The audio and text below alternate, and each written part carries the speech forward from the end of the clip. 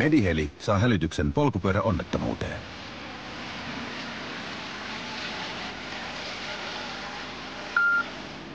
Mediheli 01 Popin 2.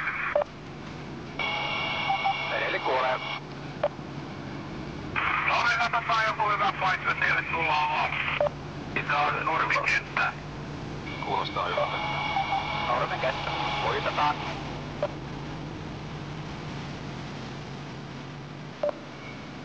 Joo, entistä enemmän sivulle. Polkuperäisyyden kaatuu. Riittäminä sitä Popille. Edelle kuittaa, jatketaan kohteeseen. Lentää.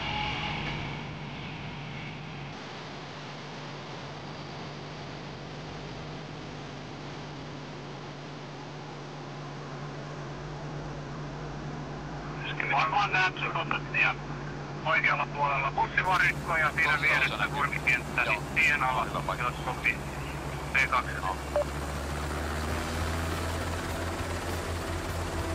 Onko siinä hyvä? Joo, tästä sopii, täällä ei oo esteitä. Tänne sopii tulla. Tää on liikaa kallellaan tästä. Tänne vaan. Tänne päin. Tästä. Nyt ollaan siellä päällä.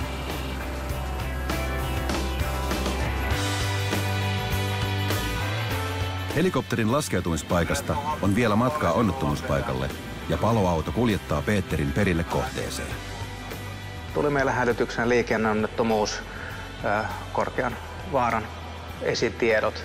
Hälytettyyn Espoosta lähin ambulanssi ensimmäiseksi yksiköksi paikalle ja kun vielä varmistui tieto, että on vaikea vammautuminen, niin hoitotason yksikkö, eli saatiin ihan lisäkäsiä ja lisäosaamista lääkkeitä sitten meidät mukaan vielä. No päivää. Eli tullut mäkeä alas, törmännyt jalankulkijaan ja lentänyt tuohon katukivetyksen yli. Okei. Vamma todennäköisesti oikea, siellä on ruhjat päässä, katsedevioi oikealle, rintakään pehmeä täältä yläpäällä. Joo, vetää. Mutta hengittää itse, ei reagoi. Miten se jalankulkija? Hyvässä kunnossa? Missä se toinen osallinen? Alright, mutta ei siis suurempaa hätää, että hänellä enemmän. Ei, hän on siis. Selvä homma. Ensivasteyksikkö on aloittanut potilaan hoidon varmistamalla hänen peruselintoimintonsa. Potilaan sisäiset vammat vaikuttavat laajoilta, mikä huolestuttaa Peteriä. Nukutetaan ja intubaatio ja töölöä menee. Pitää varmaan varoittaa keuhkoa.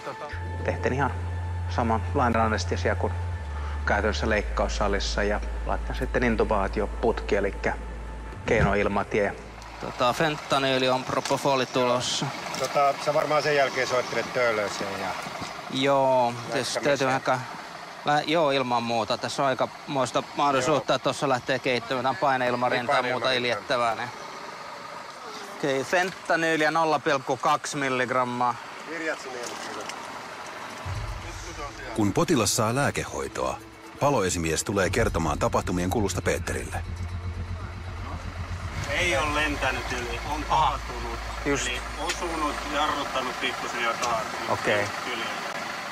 Aika ihmeellisen isot vammat siihen nähden kyllä. Mutta on tullut lujaa. Okei. Selvä homma. Ainakin näin pojat väittää. Alright. Ja tosissaan oli niinku... Yläkroppa oli tuossa ajotiellä, tuon kivetyksen niinku tolla puolella. Pää oli ihan tuossa kivetyksen Juuri. vieressä. Ja reagoinnit on koko ajan hengitty. Joo. Okei, no tää riittää meille. Jes, kiitos. Poliisilla on kaikki tarvittavat varmaan, henkilötiedot ja muuta. Peter lähtee ambulanssin mukana saattamaan potilasta Töölön sairaalaan.